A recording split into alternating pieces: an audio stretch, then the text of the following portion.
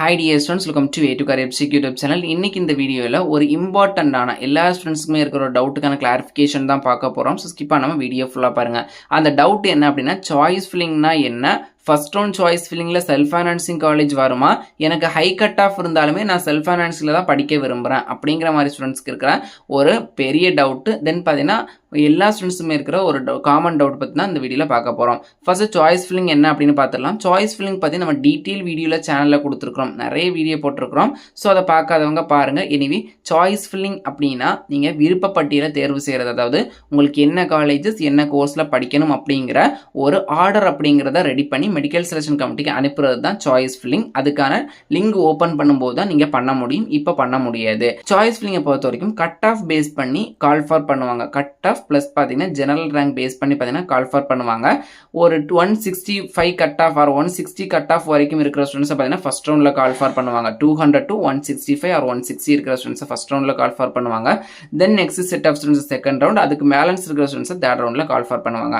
So இப்போ எக்ஸாம்பிளுக்கு ஒரு ஸ்டூடெண்டோடைய கட் ஆஃப் ஒரு 185 இருக்குது அப்படின்னு வச்சுக்கோங்க. அந்த ஸ்டூடெண்ட்டுக்கு கவர்மெண்ட் காலேஜ் வேண்டாம், ஆனால் செல்ஃப் ஃபைனான்சிங் காலேஜில் தான் படிக்கணும். அப்போ என்னால் ஃபர்ஸ்ட் ரவுண்டில் செல்ஃப் ஃபைனான்சிங் காலேஜில் சாய்ஸ் ஃபில்லிங் பண்ண முடியுமான்னு கேட்டால் ஃபர்ஸ்ட் ரவுண்டில் கவர்மெண்ட் காலேஜ் மட்டும்தான் பண்ண முடியும், செல்ஃப் ஃபைனான்சிங் காலேஜஸ் பண்ண முடியாது. செல்ஃப் ஃபைனான்சிங் சீட்ஸ் தான் எடுக்கணும் அப்படிங்கிற ஸ்டூடெண்ட்ஸ் பார்த்தீங்கன்னா இங்கே செகண்ட் ரவுண்டில் தான் சாய்ஸ் ஃபில்லிங் பண்ணுற மாதிரி இருக்கும். அதில் தான் செல்ஃப் ஃபைனான்சிங் சீட்ஸ் எல்லாமே வரும்.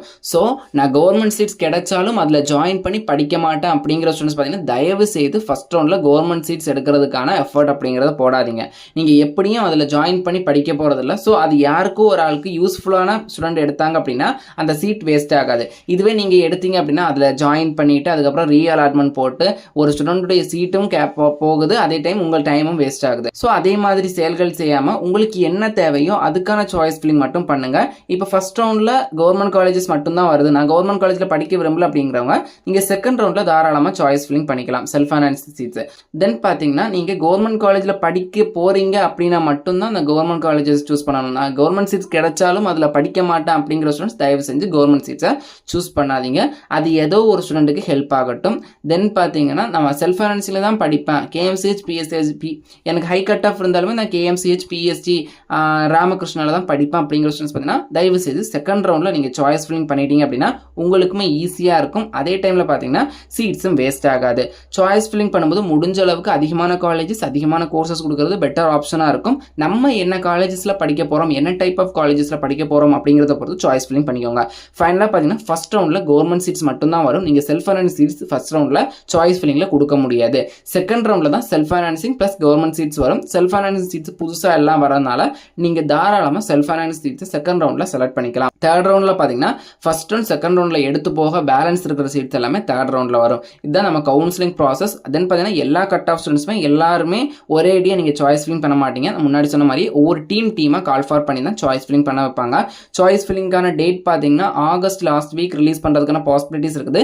வெயிட் பண்ணி பார்ப்போம். இப்போ எல்லாருக்குமே கிளாரிட்டி கிடைச்சிருக்கும். ஃபர்ஸ்ட் ரவுண்டில் கவர்மெண்ட் சீட் மட்டும் தான் வரும். செகண்ட் ரவுண்டில் ஃபர்ஸ்ட் ரவுண்டில் போன பேலன்ஸ் கவர்மெண்ட் சீட் ப்ளஸ் புதுசாக வர செல்ஃப் ஃபைனான்சிங் சீட்ஸ். தேர்ட் ரவுண்டில் பார்த்தீங்கன்னா ஃபர்ஸ்ட் செகண்ட் ரவுண்டில் எடுத்து போக பேலன்ஸ் சீட்ஸ் எல்லாமே தேர்ட் ரவுண்டில் வரும்.